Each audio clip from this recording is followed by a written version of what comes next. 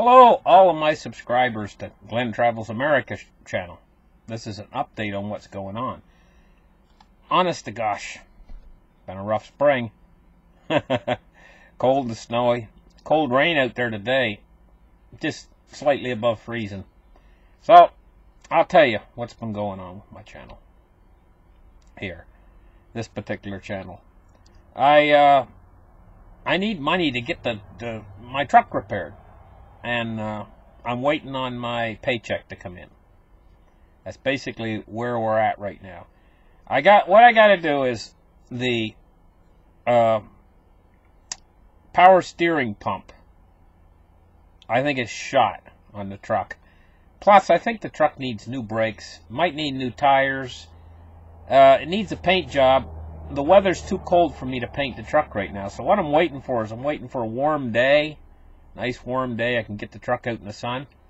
My plan is to paint the truck before I take it in for inspection. I don't want it looking as rough as it does, or they might give me a hard time trying to get my safety inspection. If it's painted up nice, it might go through a little bit easier. It's just my thinking. I gotta have to paint it anyway. So, I'm not gonna take it out and get it professionally spray painted. I'm simply gonna take and sand the truck with some 320 grit sandpaper and water sand the truck. You get it all water sand, not the moldings or anything. And then what I'm going to do is I'm going to buy some rust paint, black rust paint from the hardware store.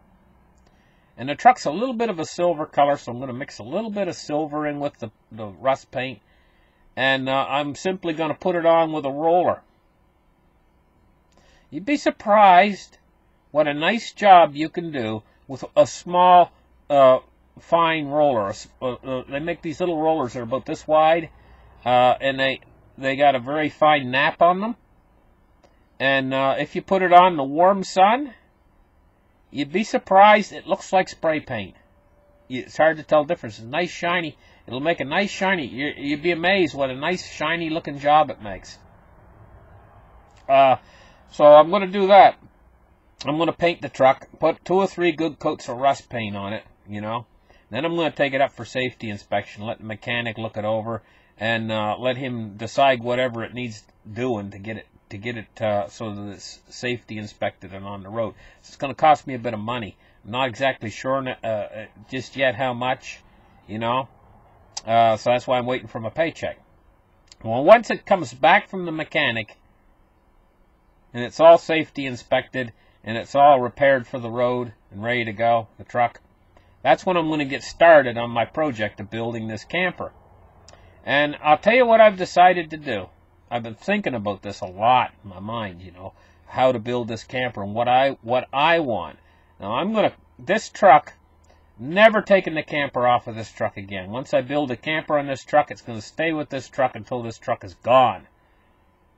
So I'm going to bolt it right down, because there's no plans on ever taking it off. It's going to be a custom camper built for the truck, and that's going to be what the truck has as its camper. So I've been thinking about it a lot, what I'm actually going to do. And one of the things that came into my mind was, hey, you know what? If I'm sleeping in this camper, I don't want to be cold. If it's a cold night, say you get a frost outside or something, you know, it's a cold night. And on the other side of that coin, I really don't want to be inside the camper and it's a hot, steamy night and you can't get cool. You're tossing and turning because it's too hot inside the camper, and the heat from the day has heated the camper up, you know, and you can't get that heat out, and that residual heat is making you hot in your bed and everything else. So I thought about this a lot, and I said to myself, I'm going to do something different than most people do when they build a camper. Most people, when they build a camper, they think thin walls. That's what they think, thin walls. They think make the wall about 2 inches thick at most. And then they put a real thin layer of insulation inside that thin wall, you know what I mean? And it's noisy inside there. If you parked in a campground and you got some guy making noise or something, you can hear it right through those little thin walls. It comes right in. The noise comes right in. The heat comes right in. The cold comes right in. You know, and it's a real aggravation. Now what I'm going to do is something entirely different. I got to build it light.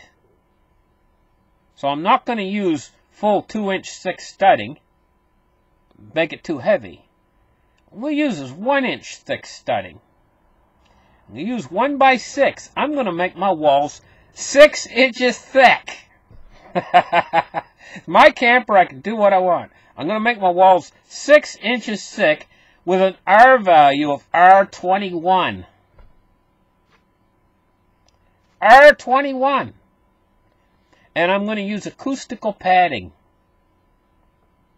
Where it goes toward the outside, I'm going to put more than one layer of acoustical padding. So, the world can be falling apart outside the camper, and I won't hear it. It won't disturb my sleep.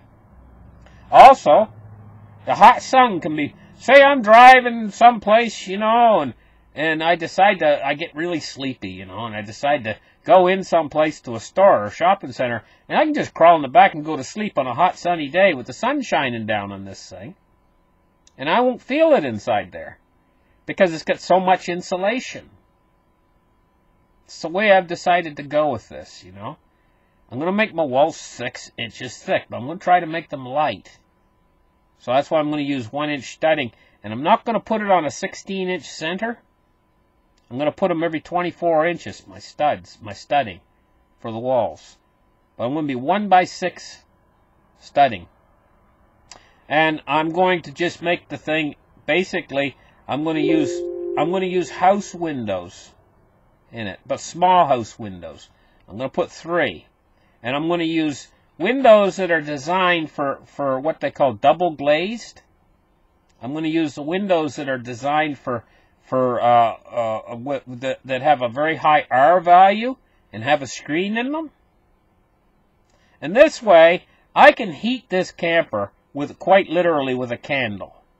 I'll be able to heat it with a candle inside when I'm done, you know. And it's going to be that insulative. I want super insulative, and I want it super noise proof too. I'm going to put acoustical, what's called acoustical insulation inside to dampen noise, so there's no noise inside there. When you go inside there, have you ever been in these really expensive cars, and when you go inside you can't hear anything that's going on outside? That's because they use acoustical insulation to dampen the car, right? I'm going to use this acoustic, I'm going to use a lot of it inside the camper. And that way, it's going to be so quiet in there. It's going to be so warm in the winter and cool in the summer. I'm going to put an air conditioner in it. So I'm going to have it set up so that I can turn that air conditioner on for 5 minutes and then turn the air conditioner off, and it'll stay cool in there all night. No leaks or anything, you know. This is what I want. This is what I'm looking for. But I'm going to have to sacrifice a little bit of the interior space to get the thick walls, the extra thick walls. But it's not going to be real heavy, because I'm going to go 1/4 inch on the outside of the wall. I'm going to go 1/4 inch on the inside of the wall. So that's not real heavy. We're only talking there with inside and outside wall, 1/2 inch of plywood. You know? So that's not real heavy. Plus the 1 by 6 studding is not going to be real heavy either, so it's not going to be real heavy. And insulation, of course, is light too. It's not real heavy. So the whole thing's not going to be real heavy, but it's going to be super insulative and super quiet in there so that I can sleep. That means a lot to me, is it's sleeping in comfort. That's why I'm building the camper. I want to sleep inside it when I'm on the road. Anyway, I've talked enough about that project. I'm going to get started on it pretty soon. Probably before the end of this month, I'll probably have the truck done and back before the end of this month, and then I can get started on my camper. I'm going to build it fairly quickly, too, once I start building it, because I got all the plans in my mind, and I'm not going to try to do anything real fancy, like fancy curves or anything like that. You know, I'm not going to make it all aerodynamic or anything. Basically, I'm just going to build it so that it's got enough headroom. There's another thing about it, too. I want enough headroom where I can stand up without hitting my head inside the back end of it. Now, it's going to have a front end that extends out over the cab, the truck cab, and that's where the bed's going to be. So, but I want enough room where I clear my head. So I'm thinking 6'1", 6 feet 1 inch. Because I'm 6 feet tall. It's just, I only need an inch to clear my head inside. But I can stand up straight and clear my head. I want that. That's another thing I want, you know, in this custom camper, is I want it so I can clear my head.